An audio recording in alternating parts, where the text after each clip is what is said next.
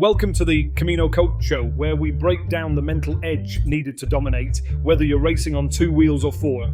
I'm your host, Craig Muirhead, and today's guest is making serious waves in the British racing scene. From battling it out in the British Talent Cup to locking in a factory triumph ride for 2025 in the Pirelli National Sportbike class, his journey is a masterclass in grit, speed and pure determination. Buckle up, this one's a ride you don't want to miss, and if you're loving these convos, hit like and subscribe so we can keep bringing you more. Now, let's get into it. Welcome to the show, Harrison Dessoy. So today we're here with Harrison Dessoy. How are you, Harrison? I'm very well. Craig, how are you? Yeah, pretty good, thank you. Pretty good. So how's your winter been? How's your off-season been? Great. Yeah, it's been bar the cold in the UK. It's been really, really good. I've had a bit of a break since the last time I went out. So at the end of the year in 2024, we did a little test on the Triumph for about a week or so. It was that was good, just as a shakedown, just to get used to the bike and stuff. I had a bit of a break, which was quite nice, just through Christmas and into the new year. Obviously Christmas was good, start to the new year was all right. Cracked on with some training, physical training, and felt like I was in a very good place for the test that I had a couple of weeks ago, last week now, sorry. And that was really good.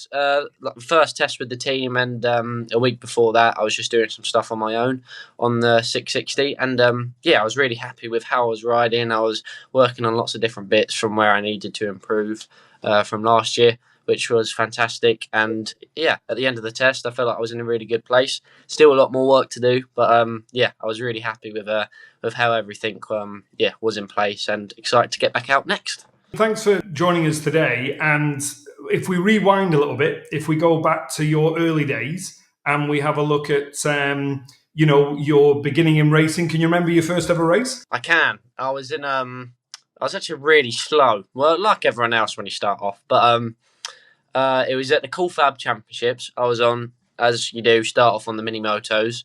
I was very nervous. I think actually I don't think I got lapped twice. It was once. So I wasn't that fast to start off with. But I remember going back. I was actually in the ePay Me team, because Fab at the time, they were doing all the the links with the British Superbike teams, which was quite cool. You had Build Base Suzuki, they had a team, Tag Honda, ePay Me, Motor Rapido had a team. It was quite a really good setup actually, because you had all the awnings of of what you'd see at a BSB weekend, and it was a lot of fun. It's like in each team there's about 5 riders from each class, and it was really good. I remember that was my first year racing, and it was a lot of fun. And what took you to racing in the first place? When did you sort of think that motorcycles was something you wanted to do? So my dad has always been into bikes. He hasn't raced them since he was young. He's always had a street bike that he used to ride about on the roads. And then when he got to about 40 odd, his mates started. They'd been racing for a couple years, and we went to one of Dad's mates' race weekends, and his friends convinced Dad to say, "Go on, look, have a go. You can start on the MZ 250 MZs." Not a fast bike, but it's good fun racing. And so we started that. I ended up going to a few of the race weekends, and that's where it started. I just loved watching him go around. I thought it was really cool. I was like, I want to give this a go. So I said to Dad, look, where do we start off? What's the best way? And obviously, like I mentioned before, we started off with the little mini bikes, and that's how we got cracking. You and I first started talking back in 2020 when you were moving into British Talent Cup. Yes. So I remember that you had actually had a bit of a tough off-season at the beginning, getting used to the NSF. So stepping up to the full-size bike. How did you manage to be able to bounce back from? It was an incident at Cartagena, wasn't it? You had a crash at Cartagena. Yeah. And how did you manage to bounce back from that? I had a couple during that year. It was the winter from 2019 to 2020. And I actually, before the Cartagena crash, I was out in Almeria. I tell you what, that photo on the wall there, that was from that test. So that was my first proper go on the Moto3. I did a wild card at BSB at Brands GP a couple months before. And that test went really well. That was the year British Talent Cup was sort of splitting from Dorna into the MSV bit, and like it was more of a control class, and everything was just the standard NSF. So on that test, we switched from Bridgestones to Dunlops, because obviously those were the tyres we were going to have to run. And it didn't really occur to me that different manufacturers of tyres had different grips. So as we put on some of my dad's MZ Dunlop scrubs from the really, really sticky Bridgestones, it turns out there's not actually as much grip in between those tyres. So I've obviously gone round, being young, not knowing the difference at all, just cracked on the throttle, and then ended up going high in the sky. And didn't have a good time to end that test. But I had a bit of a knee injury there. I had I don't want to share the details, but it wasn't great. But as obviously went past that, and then we had the Cartagena test, and then unfortunately had another little crash there. So that didn't start off great. That winter, on my first winter on the Moto 3, wasn't ideal. But to bounce back from that, I think the main thing for me was doing what I enjoyed, which was at that time was relaxed racing. So we went back to Bemsey. We ended up racing the Ninja 400 again. I think that's what you need, just to sort of, if look, I had a couple bad crashes. I wasn't really enjoying the bike because I was scared that as soon as I twist the throttle open, I'd fall off. There was a lot of stuff going on. So we just sort of said, look, let's take a step back. Let's go to what we enjoy, go what we feel comfortable with, which I think I think it proved to be a good idea. And sort of build up my confidence again. Ended up getting a few podiums at Bemsey, which just sort of boosts yourself even more. And the following year we ended up in Talent Cup again. So I think with bouncing back from bad injury, it's always important to sort of not get too fixated in, oh, you've got to do this, you've got to do that, you've got to go on the same bike, you've got to end up at the same speed as before you left. It's more of a, all right, just take a breath, take a breather, and just sort of understand how you think the best way to move forward is possible. Yeah, absolutely. And also it's about learning curve, isn't it? You only know what you need when you actually are there dealing with it. So the tire change, getting to understand what the NSF is like. Yeah. And, we all want it to be instant and perfect, but it's actually all part of the learning curve. So the 2025 version of Harrison, that's been racing, a race winner in BTC, fighting at the front, consistently last year in the Sportbike class.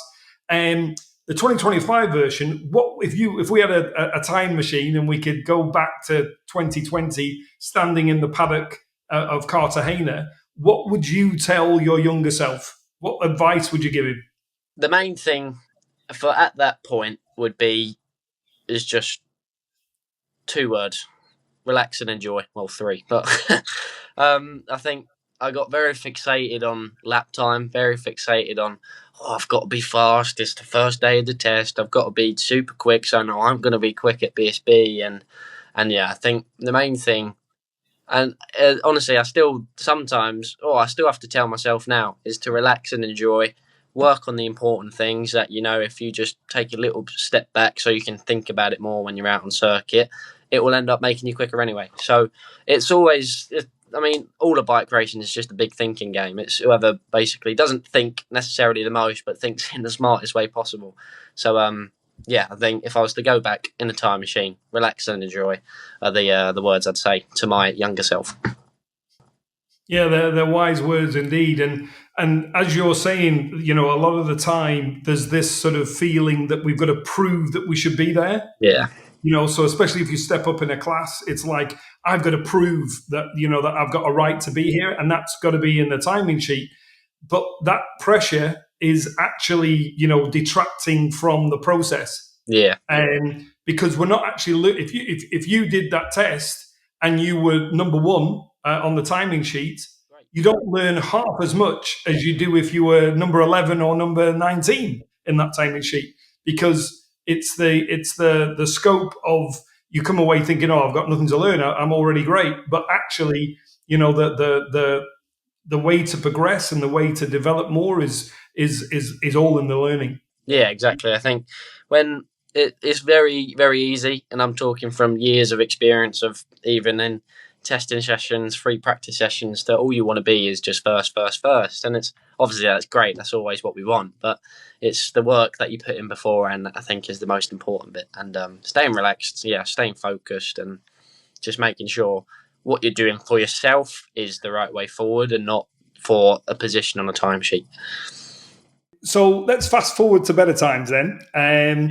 And British Talent Cup, a fiercely competitive class.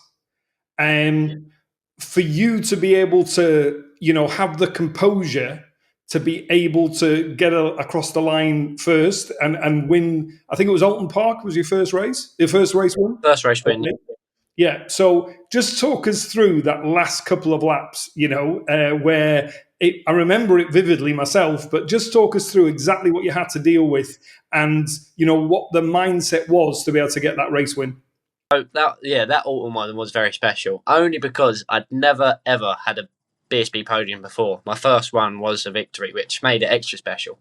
But I remember we'll start off from the first race of that weekend, because that was also the first weekend where I started leading. So I was like, it was completely new to me. I was like, it's like I overtook another rider in front, and I was like, I just said to myself, oh my god, I'm leading the race. This is sick. So that was a lot of fun. I enjoyed it there, and I think subconsciously, because you're leading the race, you just end up enjoying it. And it was really good. I ended up finishing 5th in that race in the first one, but to understand what it was like leading, enjoying, sort of like you're in a race but there's no one in front of you, was a whole new concept. So that was a lot of fun. But the last few laps of that second race, I had a bit more knowledge of what the feeling was like of being in the front, like when people were going to pass you, whereabouts, especially on the circuit, was a good place to pass. Essentially, on the last 3-4 laps, I was whatever position I was sitting in, I can't remember. I would have been planning basically where I'm stronger than other riders, where I'm not so strong, where I tend to get overtaken a bit more. Okay, maybe on the last couple of corners at Alton, it's a double, very fast double right into a sort of short straight, and then another tight right up through Deers Leap. And then I was just thinking, it's like, okay, can I overtake here? How strong am I on the brakes? So on the last 3 or 4 laps, it was just planning basically what I was going to do, which everyone does as well. But it's obviously whoever makes the best plan ends up winning. So I remember on the last lap, I had to make sure I was either sitting in 2nd, 3rd, 4th, whatever, preferably top 3 after the front, or after turn 3, I think it is, that long left. After that long straight, I'll make sure I was in a podium position there. And it was perfect. On that last lap, it said L1 on the board. On the digital board, it said last lap. I remember I was, okay, right, perfect. I mean, 2nd or 3rd or whatever. And it was just always thinking, always planning. So, okay, right, brake here, just do what you usually do. I went round Shell Oils through the chicane. That was fine. I think I was still in 2nd or 1st. I remember getting overtaken into Hizzies. That was a interesting bit, because I was a bit like, oh, okay, right, I'm not in position I want to be anymore. And then I got someone, but I don't know. But I remember coming into that double right, I was in a fantastic position, probably in 2nd.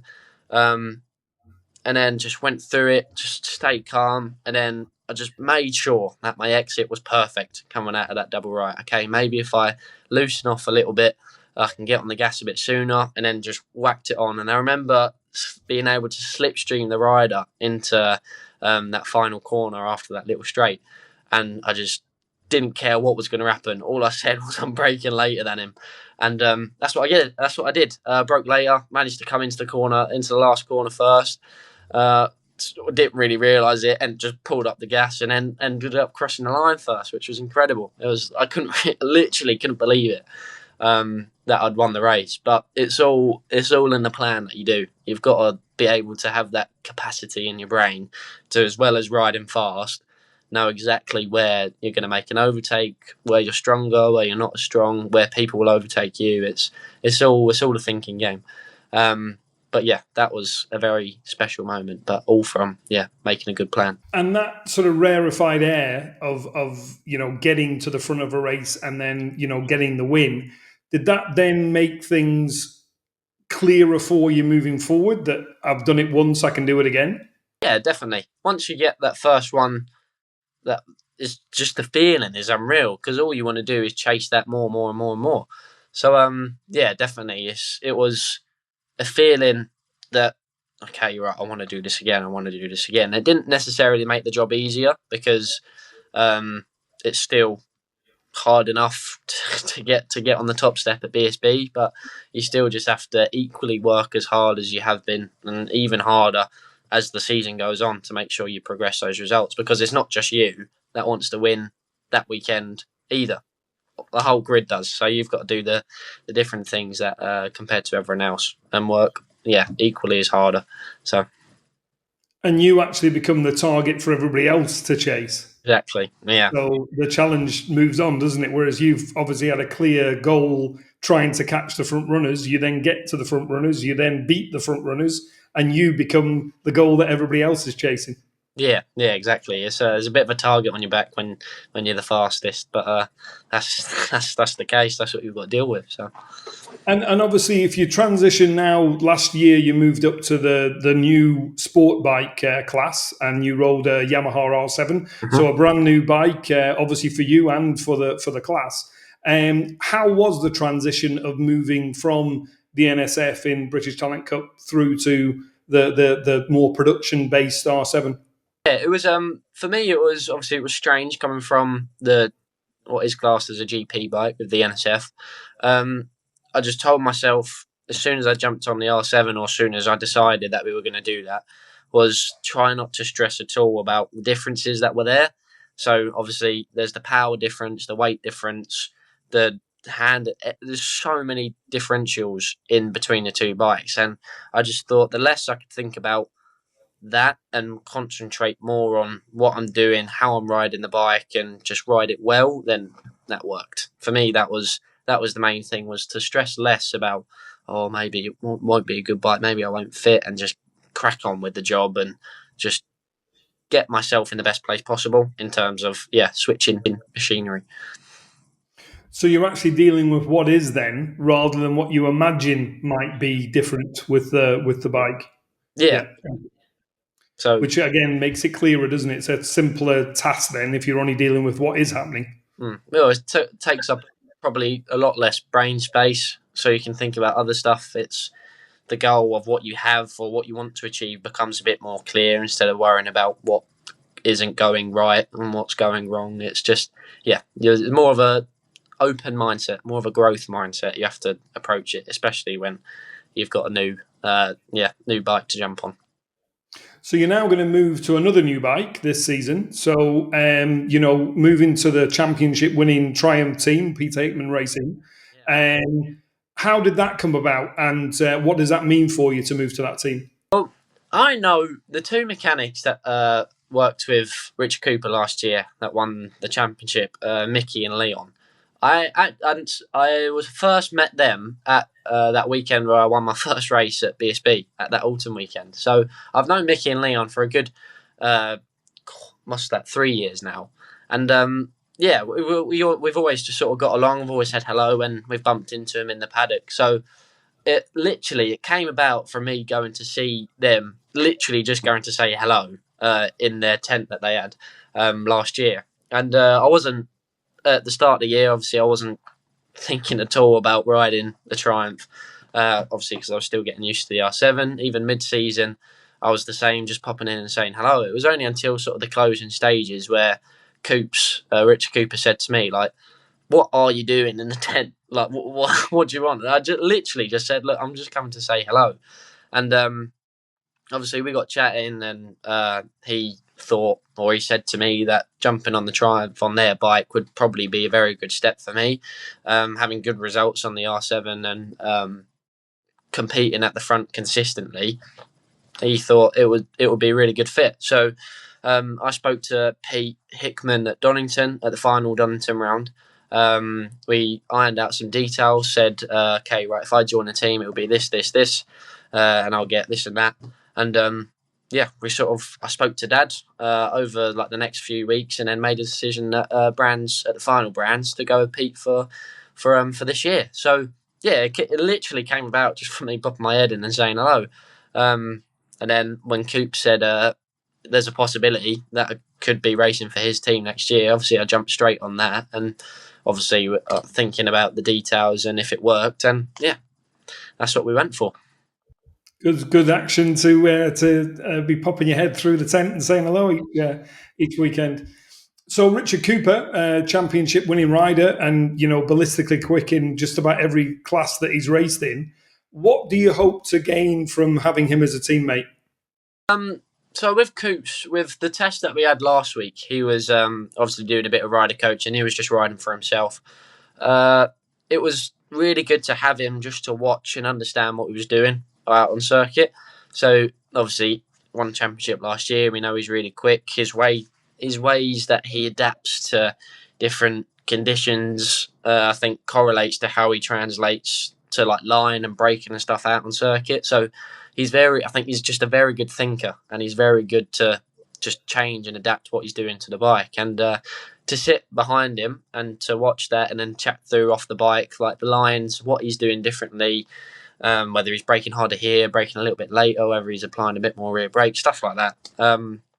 It was really, really good to chat with him about. So to have someone with that experience and to work through with them, I think one from the test this year, this last week, I've already taken a really good step. So I think, the more I can work with Coops, the more I can keep pushing forward. So. Yeah, you definitely learn an awful lot from a faster rider. If you're the fastest in the team, it's more of a difficult to make that step yourself. But when you've got consistently the information from a faster rider, it's the best way to evolve for sure. Yeah, exactly.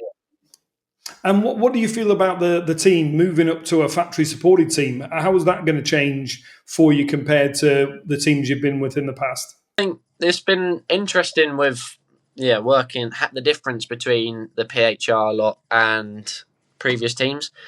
For me, the environment feels a lot more relaxed than it has done previously, which I think just in general is fantastic and is what you need. It's like everyone gets along. It's all not that like I haven't been in teams where they haven't before. Obviously, there's been a few bits, but to be a part of the PHR team everyone just works in sync and works really well. Obviously, even on just the first test where we've worked together, like on track, and when we're at the circuit, it's like we're focused. We know what we're doing. We're making changes. We're testing different bits. We're not focusing at all on how fast we're going, just trying to find little bits like that. And then away from the track, it's not so much about bikes and just literally chatting like you would usually with a group of mates. And I think for me, especially, that is quite important, just because you make sure you're switching off. There's been times before where sometimes all I was thinking about was what I'm doing away from the circuit. And you just burn out essentially. So for me, the most important bit was having a really relaxed environment. At this level of racing, it's small details that make big differences. Those gains come from every component adding up. So what do you feel? Is it mindset? Is it preparation? Is it racecraft? What do you feel is needed to fight right at the front of that class? I think, in all honesty, it is a balance of everything.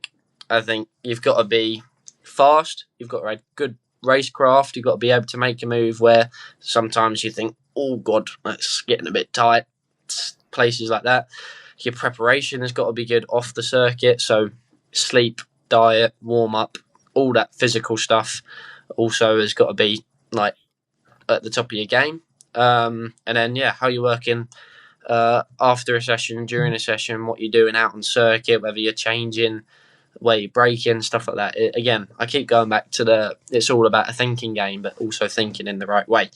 So for me, it is a balance of everything, something that I'm really working hard on this winter. So changes in diet, changes in sort of scheduling my day. So Sportbike is often the first session of the day. So it's waking up early, even at home, to then just doing stuff, fitness early, stuff like that. It's just making sure you're in a routine, you're in the best place possible, so that even when you're at home, it's similar to how it would be at a race weekend.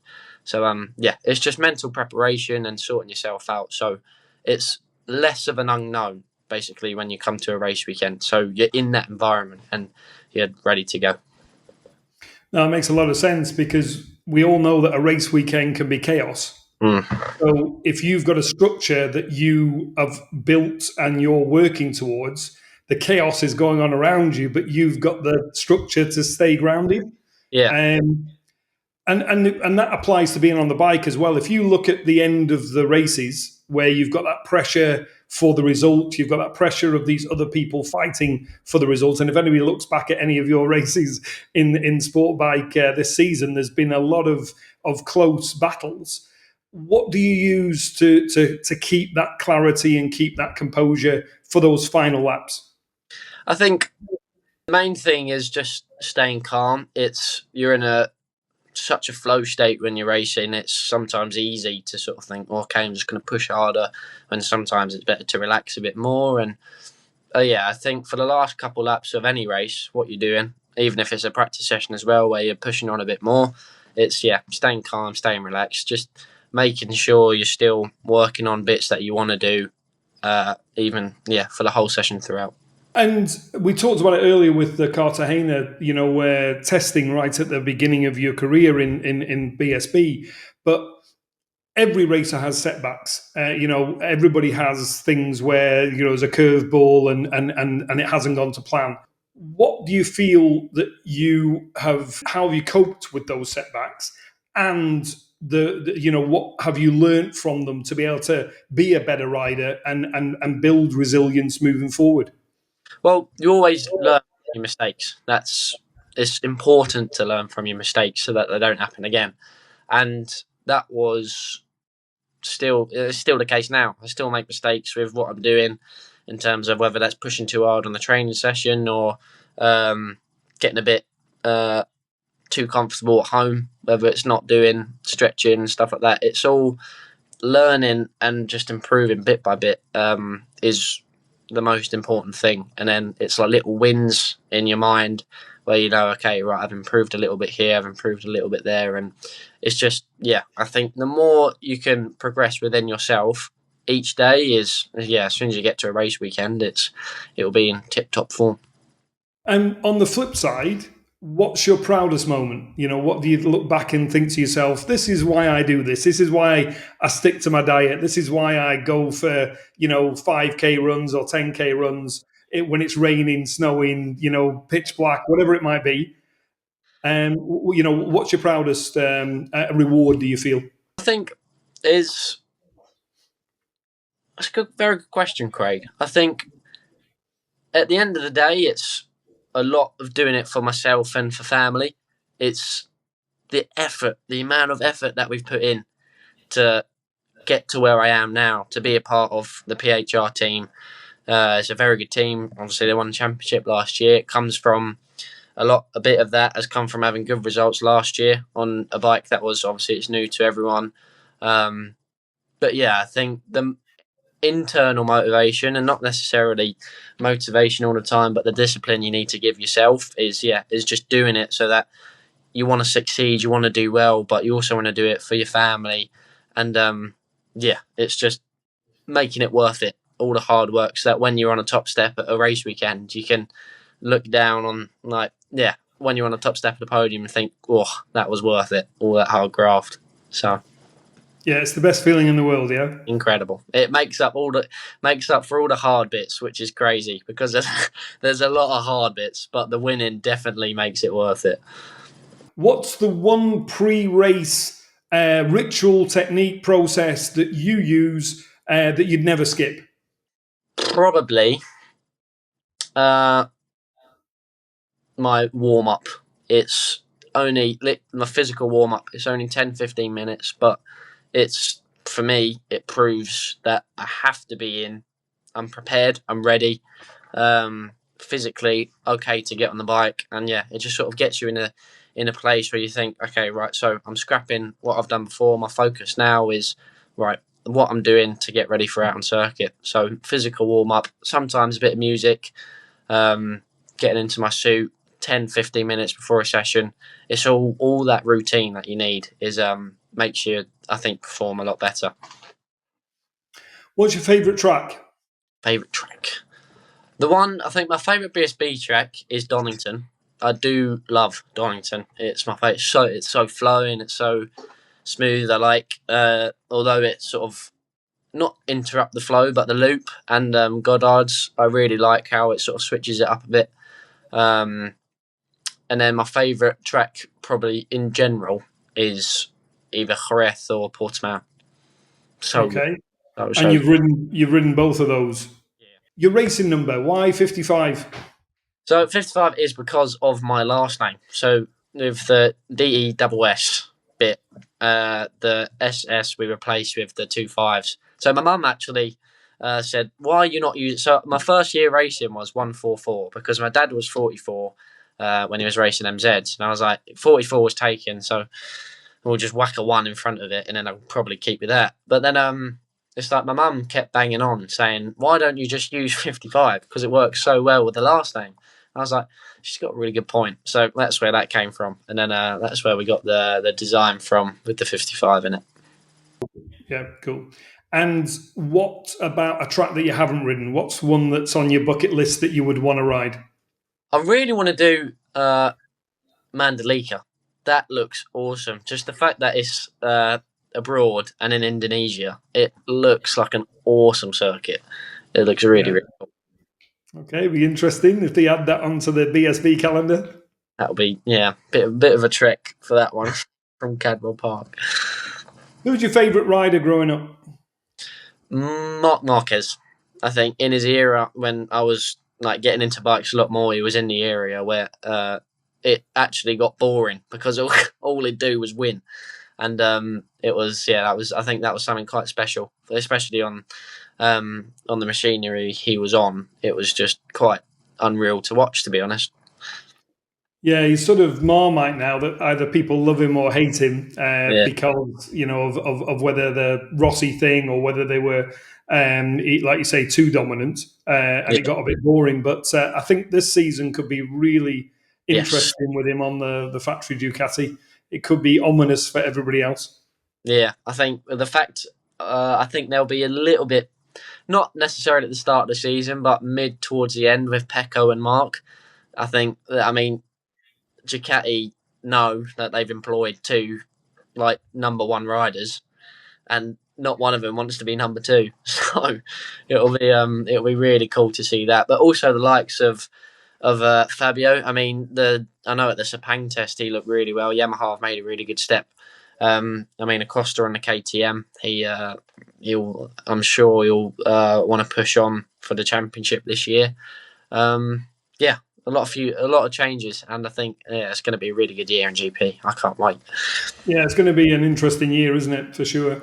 And what about BSB? When you look at BSB, there's a few changes there as well, with new riders coming in and some riders retiring and stepping out.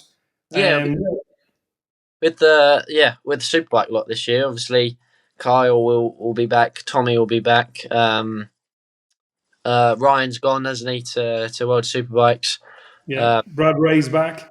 Yeah, Brad Ray's back. I think Glenn Irwin will be very interesting this year because he will be properly keen to take home the big trophy. But also Sportbike as well. I've seen that there's a few more new people coming in, which I'm really excited for. It's always good to have some fresh faces.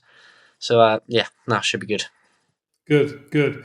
So what would you be doing if you weren't riding motorcycles?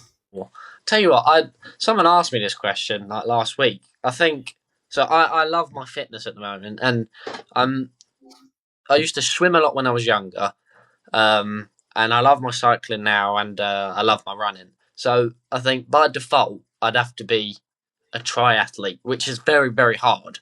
It's like some of the stuff that some of the stats you see is just ridiculous. After a 2K swim, like an 80K bike, they can still run a 5K in like 14 minutes, which is just unreal. But I love swimming, running, and cycling. So probably something. If it wasn't being a triathlete, something sporty for sure. And you've done a couple of triathlons, haven't you? I've done one. I think it's called like an aquathon, where it was just a 400-meter swim and then a 5K run, and I didn't really pace myself properly. I ended up sort of burning out on the run, but it was good fun. It was really good fun. It was a very different experience, which I quite enjoy. So is a goal to try and do a triathlon at some point? Yeah, I mean, definitely this year, with the way that, I mean, my cycling's pretty good at the moment. My running is getting a bit better. Swimming, usually if I can keep my fitness, I'm pretty good in the water. So yeah, for sure, even just to try one out, I'd love to have a crack with the full triathlon. And you look at the fitness levels of the riders at the top of the game now, and they potentially could be triathletes. Yeah. I know Alessio Spargo, well, he's joined a professional cycling team, isn't he? I know Colin Vire, he's ridiculous when it comes to cycling. I know that he's really good. So, I mean, it goes to show that it's not just riding in circles as fast as you can. There's just so much more to it, which is really good. Yeah. And that physicality also is a confidence booster, isn't it? Yeah. So when you are in those last laps at a hot, sticky Alton Park or something in the summer, or Thruxton, again, it's one of those that's always a hot weekend, and you've got those last few laps. You've got it. You've got the margin. You've got the space to dig deep, and the more that you've trained away from the track, the more confidence you've got that you've got a potential game changer compared to the guy next to you. Yeah, exactly. It's when you work hard, you graft hard, whether it's you're doing your strength, cycling, swimming, running, whatever. As long as you know that you've worked equally, harder, as hard as you can within yourself, then there's no reason why you can't say on those last few laps is like, oh, well, I've trained better than you, so I'm going to beat you. That's the mindset. So looking forward to 2025. You've signed for Peter Hickman Racing, which is great. It's a solid foundation for the British Championship. What can the goal be for your first season with PHR? So I've also gone through this a lot because it is important, even when obviously during the winter, is not to focus on like anything massive. So not to focus on the championship straight away. For me, my main goal for the season is to stay as consistent as possible, running at the front with podiums, front rows, wins, whatever. The more consistency I can get, then the happier I'll be with myself. And then wherever that leads me at the end of the year, then that's how it will be. So it's taking each weekend step by step. So 3 practice sessions, you working on this, qualifying, you set a good lap in the race. Objective is to podium, win, whatever, and then it resets to the next weekend. FP1, FP2 is practice, quali, set a good lap, and then so on. So it's not setting your ambitions so high straight away. It's taking it little bit by little bit, and then sort of you keep a level head. Everything stays more controlled to what you'd like it to be. So you stress less, you're more relaxed. Yeah, everything just sort of comes together, and you've got to have a good structure. And then looking further ahead, where do you see yourself in 5 years' time? I'd like to be racing in the World Championship, ideally on a Moto 2. That would be really nice. I think I'm more than capable of doing it as long as I keep working hard in what I'm doing and how I'm working. I've got the right people behind me to sort of push me forward if I can obviously do my part, which is get the results. I think it's more than possible to do. It's just keep grafting. Great. No reason why not, is there? Exactly. So if you had one piece of advice for a young rider who's watching BSB on the weekend and sees you on TV, and has the aspirations to try and get to that level, what piece of advice would you give them? Yeah, just take it step by step. I think that's the exact route I've done. Is you learn so much when you're younger with especially when you get introduced to the sport for the first time.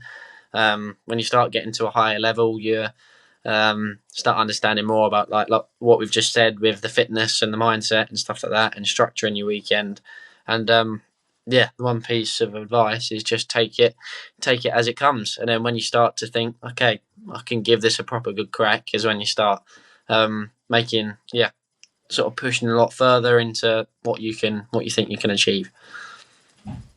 And what about people that are watching this or listening? How can they follow you through the course of the season? What's your socials, etc.? So my Instagram is Harrison_Dessoy55. My Facebook is Harrison Dessoy55. LinkedIn is just my name, Harrison Dessoy. And you can find my website with updates on the racing season, testing, a bit of merchandise at www.dessoyracing.com. Perfect. Great stuff. Well, thank you very much for joining us today. It's been great catching up. All the best for the season, and we'll speak soon. Yeah, thank you for having me, Craig. It's been good. That's it for today's episode of the Camino Coach Show. If you enjoyed this conversation with Harrison, share it with your friends and leave us a review. It helps us keep bringing you incredible stories from the world of racing. Until next time, go well.